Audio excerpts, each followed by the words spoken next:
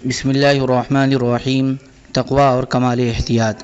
سیدنا حضرت محمد رسول اللہ صلی اللہ علیہ وسلم کا تقوی اور کمال احتیاط۔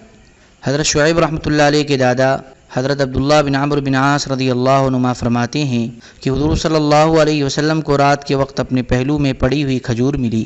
آپ صلی اللہ علیہ وسلم نے اسے نوش فرما لیا، لیکن پھر آپ کو نیند نہ آئی۔ ازواج مطہرات میں سے کسی نے حضور صلی اللہ علیہ وسلم سے پوچھا، یا رسول اللہ، آج رات آپ کو نیند نہیں آئی؟ حضور صلی اللہ علیہ وسلم نے فرمایا، مجھے اپنے پہلو کے نیچے پڑی ہوئی کھجور ملی، میں نے اسے کھا لیا، لیکن بعد میں مجھے خیال آیا کہ ہمارے یہاں تو صدقے کی کھجوریں بھی تھیں، کہیں یہ کھجور ان میں سے نہ ہو۔ اس خیال کی وجہ سے مجھے نیند نہ آئی۔ نبی کریم صلی اللہ علیہ وسلم کے صحابہ کا تقوی اور کمال احتیاط۔ حضرت محمد بن سیرین رحمۃ اللہ علیہ کہتے ہیں کہ میرے علم میں حضرت ابو بکر رضی اللہ عنہ کے علاوہ اور کوئی آدمی ایسا نہیں ہے جس نے کھانا کھا کر قے کر دیا ہو۔ ان کا قصہ یہ ہے کہ ان کے پاس کھانا لایا گیا جسے انہوں نے کھا لیا، پھر انہیں کسی نے بتایا کہ یہ کھانا تو حضرت ابن نعیمان رضی اللہ عنہ لائے تھے۔ حضرت ابو بکر رضی اللہ عنہ نے فرمایا، تم نے مجھے ابن نعیمان کے منتر پڑھنے کی اجرت میں سے کھلا دیا۔ پھر انہوں نے قے فرمائی۔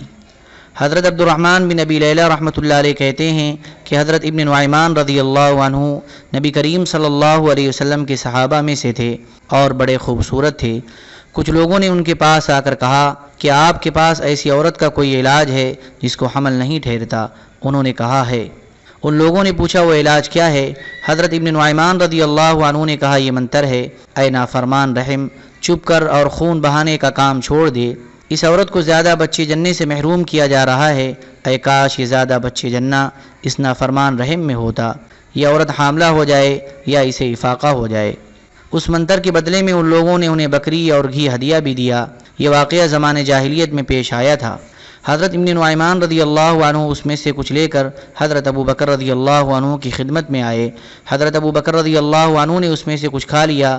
پھر ان کو اس واقعے کا پتہ چلا تو کھانے سے فارغ ہو کر حضرت ابو بکر رضی اللہ عنہ اٹھے اور جو کچھ کھایا تھا وہ سب قے کر دیا، اور پھر فرمایا، آپ لوگ ہمارے پاس کھانے کی چیز لے آتے ہو اور ہمیں بتاتے بھی نہیں کہ یہ چیز کہاں سے آئی ہے۔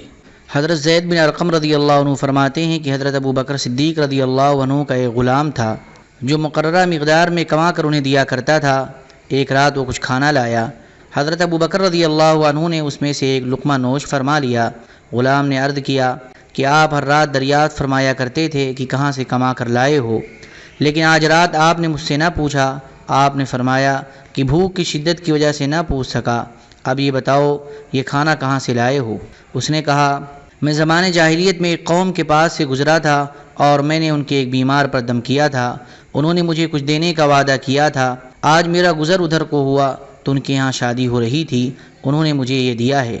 حضرت ابو بکر رضی اللہ عنہ نے فرمایا، تم تو مجھے ہلاک کرنے لگے تھے۔ اس کے بعد حلق میں انگلی ڈال کر قے کرنے کی کوشش کی، مگر ایک لقمہ اور وہ بھی بھوک کی شدت میں کھایا گیا، نہ نکلا۔ کسی نے عرض کیا، پانی سے ہی قے ہو سکتی ہے؟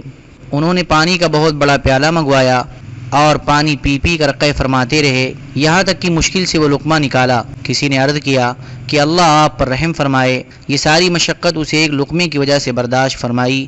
آپ نے ارشاد فرمایا کہ اگر میری جان کے ساتھ بھی یہ لقمہ نکلتا تو بھی میں اس کو نکالتا۔ میں نے حضور صلی اللہ علیہ وسلم سے سنا ہے کہ جو بدن حرام مال سے پرورش پائے آگ اس کے لیے بہتر ہے۔ مجھے یہ ڈر ہوا کہ میرے بدن کا کوئی حصہ اس لقمہ سے پرورش نہ پا جائے۔ حضرت زید بن اسلم رحمۃ اللہ علیہ کہتے ہیں کہ حضرت عمر رضی اللہ عنہ نے ایک مرتبہ دودھ نوش فرمایا جو انہیں بہت پسند آیا۔ جن صاحب نے پلایا تھا ان سے دریافت فرمایا کہ تمہیں یہ دودھ کہاں سے ملا؟ انہوں نے بتایا کہ میں فلاں پانی پر گیا تھا، وہاں صدقے کے جانور پانی پینے آئے ہوئے تھے، ان لوگوں نے ان جانوروں کا دودھ نکال کر ہمیں دیا، میں نے اپنے اس مشکیزے میں وہ دودھ ڈال لیا۔ یہ سن کر حضرت عمر رضی اللہ عنہ نے منہ میں انگلی ڈال کر وہ سارا دودھ قے کر دیا۔ حضرت مسور بن مخرمہ رضی اللہ عنہ فرماتے ہیں، تقوی اور احتیاط سیکھنے کے لیے ہم لوگ ہر وقت حضرت عمر رضی اللہ عنہ کے ساتھ لگے رہتے تھے۔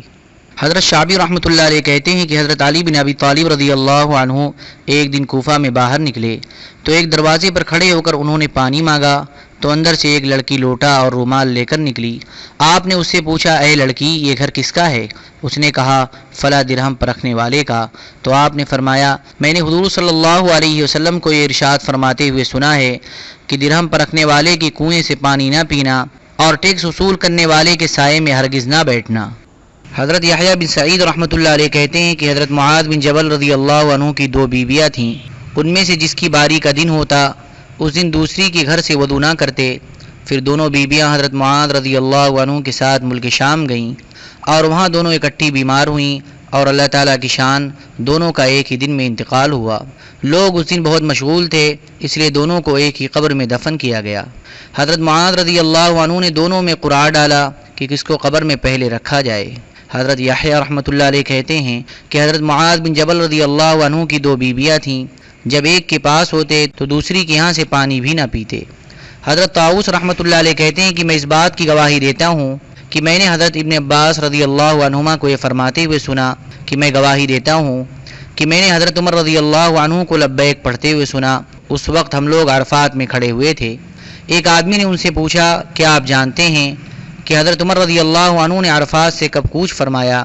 حضرت ابن عباس رضی اللہ عنہما نے فرمایا، مجھے معلوم نہیں، یہ انہوں نے احتیاط کی وجہ سے فرمایا۔ لوگ حضرت ابن عباس رضی اللہ عنہ کی اس احتیاط سے بہت حیران ہوئے۔ اللہم صلی علی سیدنا وعلی آل سیدنا وحبیبنا ومحبوبنا ومولانا محمد وبارک وسلم۔ سبحان ربک رب العزة عما یصفون وسلام علی المرسلین والحمد للہ رب العالمین۔